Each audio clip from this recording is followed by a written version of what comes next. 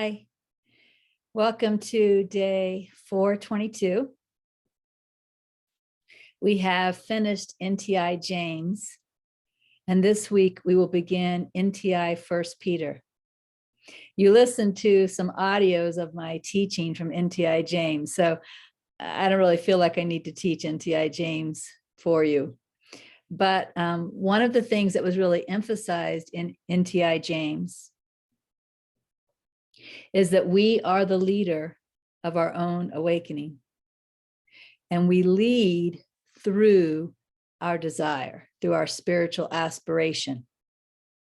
So what I want to do today is just re-emphasize once again how important our spiritual aspiration is. Our desire for truth, our desire for awakening, our desire to know thyself, our desire to be only love, whatever your spiritual aspiration is. So I'm going to share some sentences with you from The Most Direct Means to Eternal Bliss, written by Michael Langford, chapter 4. I'll share my screen.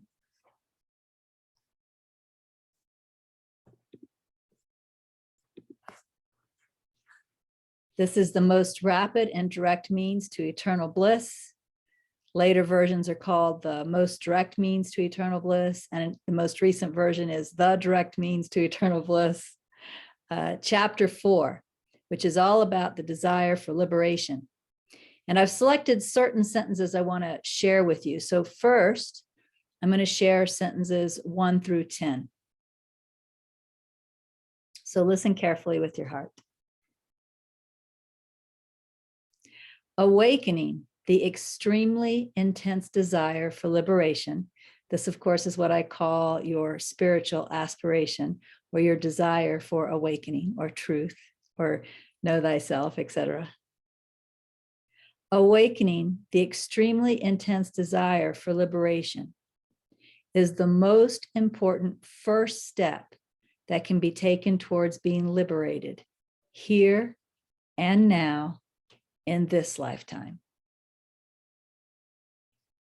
The extremely intense desire for liberation is the extremely intense desire for the realization of the absolute truth. The extremely intense longing for the ending of sorrow and the experience of eternal love, joy. The extremely intense desire to experience who or what you really are at your core, and to live eternally as your true self. The extremely intense desire for freedom from all illusion and delusion, and freedom from the ego that is the source of all illusion and delusion. The extremely intense desire to awaken from the human nightmare. The extremely intense desire for liberation is the foundation of all true spirituality. Of all the factors that determine whether you will or will not be free, the intensity or lack of intensity of your desire for liberation is the most essential factor. Therefore, whatever you can do to most effectively increase your desire for liberation should be done. And one of the things that can be done to increase your desire for liberation is to have the right spiritual aspiration for you. So again, you might want to look at your spiritual aspiration and ask, is this motivating me? Is this genuinely motivating me? Or is this something that's forgotten about and seldom thought about? One of the things I noticed as I was reading these 10 sentences is there were several possibilities for motivating spiritual aspirations written within these sentences. For example, number 3 says the extremely intense desire for the realization of the absolute truth. So if the idea about realizing absolute truth, if that gets your heart going, there may be a spiritual aspiration there for you. For example, my personal spiritual aspiration is true truth knowing. The truth in those 3 words represents absolute truth. I want to know what's absolutely true. I do not want to be fooled by anything that isn't true. True truth knowing, because I feel that so many people fake themselves out. They think they know the truth when they really don't. It's just intellectual, or it's just believing. I want to make sure it's a genuine realization. So true truth, and then knowing. The knowing represents the direct experience of it, not intellectual knowing. Again, not believing, but knowing it as a fact through my own direct experience. And that spiritual aspiration is very motivating for me. And in fact, as we look at these sentences that I'm going to point out again to you, you'll notice that really my aspiration, true truth knowing, kind of touches on a few of these things. But please don't copy my spiritual aspiration. Find your own, find what motivates you. If we look at sentence 4, the extremely intense longing for the ending of sorrow and the experience of eternal love, joy. So there's 2 possible spiritual aspirations in that sentence. Your spiritual aspiration could be right now to end suffering, to end sorrow, to end being a victim, or at least perceiving yourself as a victim to your emotions, right? Some kind of ending. But your spiritual aspiration could also be, and in fact, I would perceive it as a more positive spiritual aspiration, could be to experience eternal love, joy, or to be only love, joy, or to know only love, joy, right? These are great aspirations. Sentence 5, the extremely intense desire to experience who or what you really are at your core, and to live eternally as your true self. So again, a couple of possible spiritual aspirations there. One, which is repeated over and over again in NTI, know thyself, or know the true self.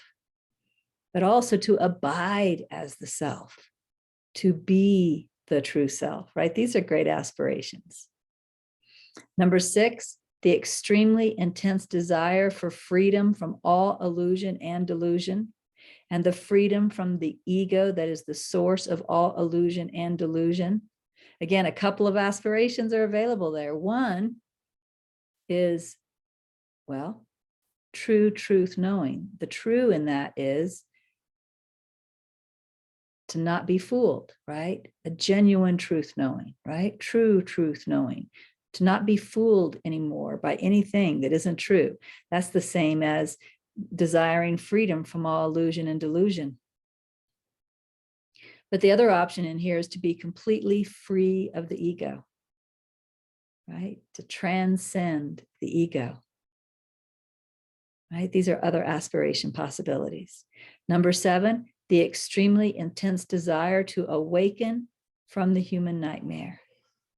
So just to awaken from the dream, or it could be worded to perceive the real world or true perception instead of the nightmare world, to know the happy dream, right? So, whatever your spiritual aspiration is, it needs to be something that really feels right for you. And it needs to be motivating. It needs to be motivating you to do the 500 days reading. It needs to be motivating you to take time for the meditation, even if it's only 10 minutes. And it needs to be motivating you especially to do those daily walkabout practices. And through a motivating spiritual aspiration, we lead ourselves to our own awakening.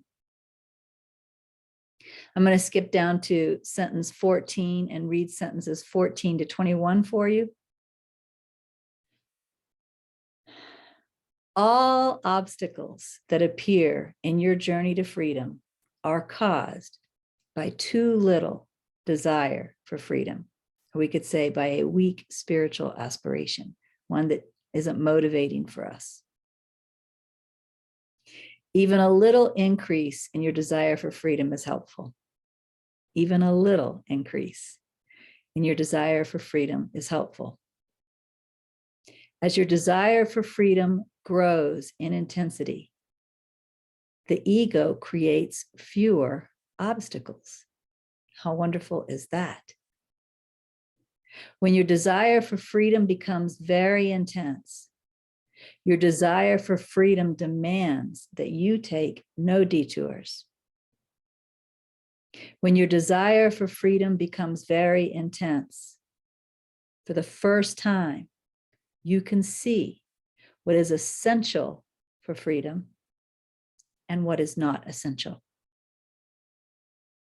When the desire for freedom is weak, the ego will not allow you to see the ego's preservation strategies, which means you're fooled, right? When the desire for freedom is stronger, you can begin to see the ego's preservation strategies. When the desire for freedom becomes even stronger, the desire for freedom itself, or the spiritual aspiration itself, will bring you everything you need to succeed. Everything you need to succeed in your quest for liberation, including the answer to all your questions, finding the direct path teachings, the solution to all obstacles, etc. Let me read that sentence again. It's a powerful sentence. It tells the power of a motivating spiritual aspiration. When the desire for freedom becomes even stronger, the desire for freedom itself will bring you everything you need to succeed in your quest for liberation, including the answer to all your questions, finding the direct path teachings, the solution to all obstacles, etc. I'm going to share something with you from NTI. This is something we've already read. It's back in NTI Galatians.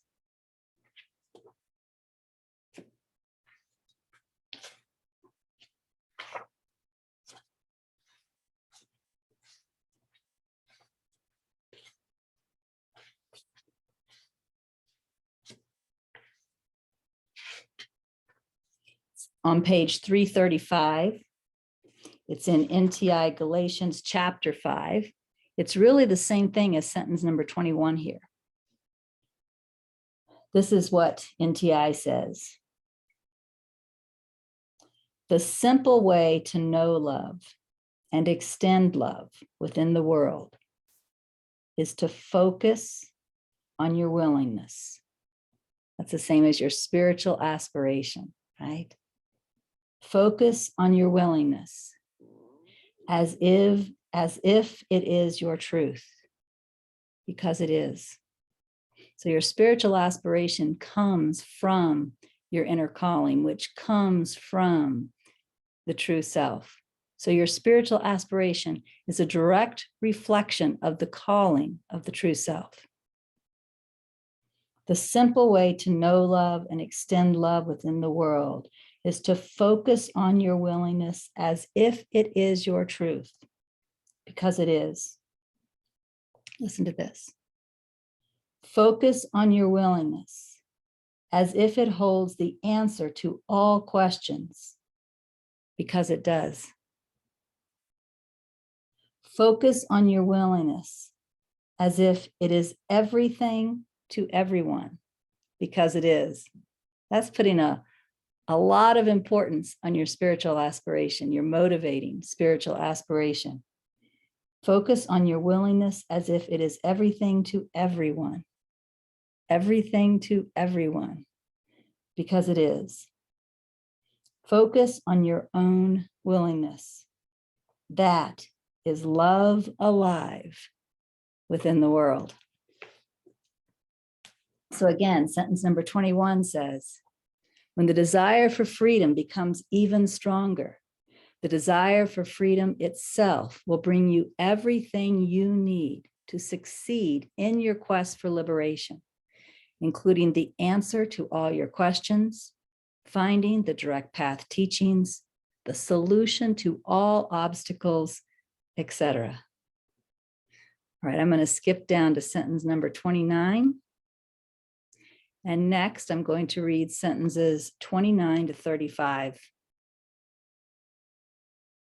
When the extremely intense desire for liberation is awakened, you will see the endless maze of concepts the ego has created to trap your attention. When the desire for freedom becomes even more intense, the ego will no longer create preservation strategies. The extremely intense desire for the direct experience of the absolute truth will guide you to your inner teacher. I love that sentence, right? How do you get this inner teacher that gives you guidance all the time so that you no longer need books or external teachers? And in fact, if you're giving any attention to books or external teachers, it's because your inner teacher is guiding you to do so. How do you get that relationship? The extremely intense desire for the direct experience of the absolute truth. Your motivating spiritual aspiration is what calls that inner teacher forward. The extremely intense desire for the direct experience of the absolute truth will guide you to your inner teacher. The extremely intense desire for truth will guide you to the practice that gives the direct experience of eternal life. The intensity of the desire for the realization of the truth is key. Increasing your desire for the absolute truth is the most important step. Increasing the desire for freedom must be the first step. So again, finding that motivational spiritual aspiration is key. So maybe it's time to look at your aspiration again. Is this motivating you? Is this leading your awakening? I'm going to go down to sentence 39. We're going to read about another important key. So 39 to 56. Another great key is self-honesty. Self-honesty will help in all aspects of the quest for liberation, Self-honesty will help in all aspects of the quest for liberation. Self-honesty will help you to increase your desire for liberation. Self-honesty means to be as honest as you can be. Self-honesty means to be 100% honest with yourself all the time. Catch your ego using preservation strategies. We're going to do some of that in the upcoming week as a part of our walkabout exercises. Catch your ego using preservation strategies. See your ego creating arguments that lead you away from the direct path. Or we could say, see your ego creating arguments that lead you away from taking even 10 minutes for meditation, or that cause you to skip your 500 days reading today, right? What's the ego saying to you about you don't have time for this or whatever? See your ego creating arguments that lead you away from the direct path. What if your desire for liberation were to double from its present level? If your desire for liberation were to double from its present level, that would be a huge help. If your desire for liberation were to double from its present level, immediately you would begin to see what you have never been able to see before.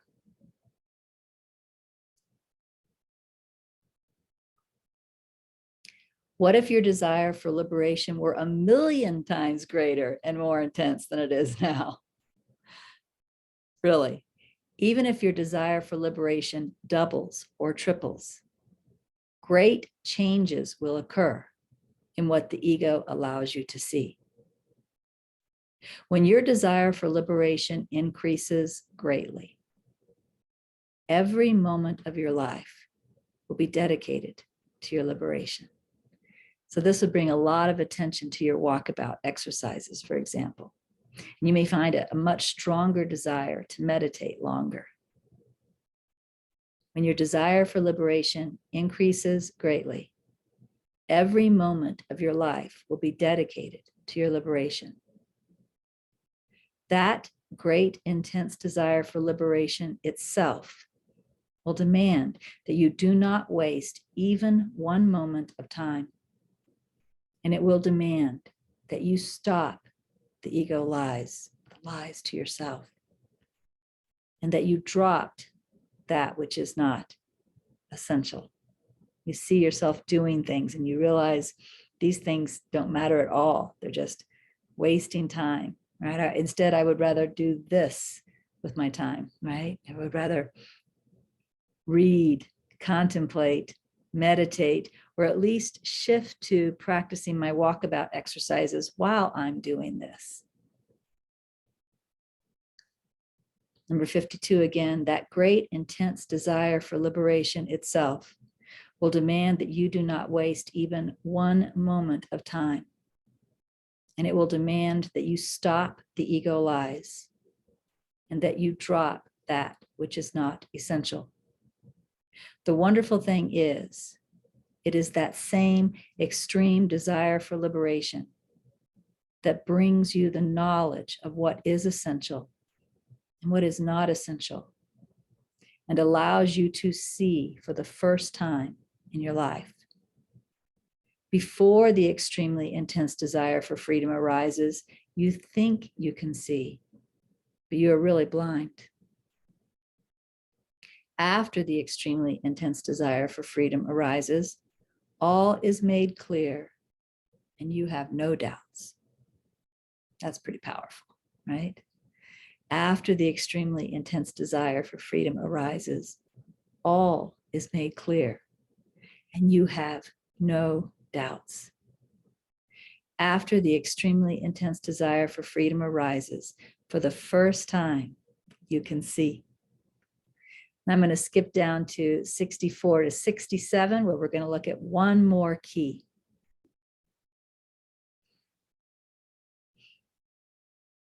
One of the most powerful tools or keys you can have is to change the way you read.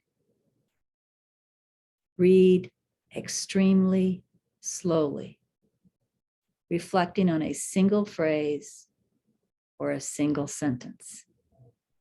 And I do this as I read, NTI or whatever spiritual book I'm contemplating now. I'll read and then pause and just, I call it marinate in what I have just read. Read extremely slowly, reflecting on a single phrase or a single sentence. Make sure you see the meaning of the sentence before proceeding to the next sentence. And for me, that's how the sentence applies to me, right? How this sentence is guiding me. Make sure you see the meaning of the sentence before proceeding to the next sentence. In other words, when reading, pause, stop, and look. Pause, stop, and look. So NTI James was about, we are the leaders of our own awakening.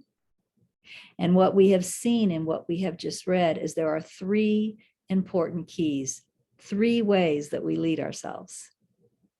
One is through a motivating spiritual aspiration. Two, through self-honesty. And three, through contemplative reading. So now that we're getting close, very, very close to our last 50 days with NTI, the last 10% of 500 days with NTI, it's a good opportunity to look at how we lead ourselves. As I already mentioned, this week, we're going to start NTI 1 Peter. And NTI 1 Peter talks about our misperceptions.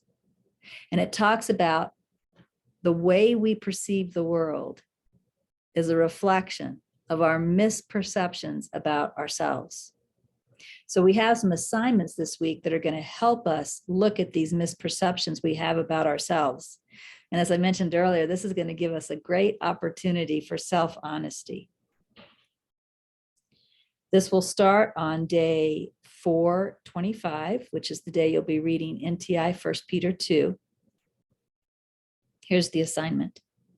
Stay with this focus today. Seek to discover your misperceptions about who you are by noticing your judgments about the world. So we're going to be looking out. You know, where am I judging what's happening in the world? Where am I judging the people in my lives? Right? We're going to be looking out at the world as a mirror and find out where we're judging. That's step one. Seek to discover your misperceptions about who you are by noticing your judgments about the world. And then step two, inquire into the judgments you notice to discover how you misperceive yourself. So here's an example. If you think someone is stupid or you think someone is wrong, and again, this could be a politician on the TV. It could also be a coworker, a family member, your spouse, right? If you think someone is stupid or if you think someone is wrong because they think differently than you do, that reveals that you are identified with your thoughts. Seeing yourself as your thoughts is a misperception about who you are. You see, when I think my opinion is more right than somebody else's opinion, I'm identified with the opinion. That's a misperception about who I am, right? I am not the thinking. I am not the opinion. The assignment says, recognize each judgment that is noticed as an opportunity to discover and clear away misperceptions about yourself. So for example, if I see someone who is not fulfilling their work requirements in some way, they're not doing what I think is a good job at their job. Well, what does that have to do with me? If I turn that back towards me, I might see that I think I have to do, quote, a good job. I have to be responsible or I have to be smart in order to be worthy. That's a misperception about myself because I am consciousness, right? I am beyond worthiness and unworthiness. So you're going to be spending some time this week looking at where you're judging outward and then turning that around to see how is this external judgment pointing to a misperception about who I am. Let me look and see if there's anything else I want to share with you about this week. Your weekend assignment is going to be listening to NTI teachings from 1 Peter, a couple of audios. We're still going to be doing the loving consciousness meditation. And I think that's all I have to share. So enjoy starting First Peter. We won't finish it this week, but enjoy starting First Peter. And I will see you next week. Bye.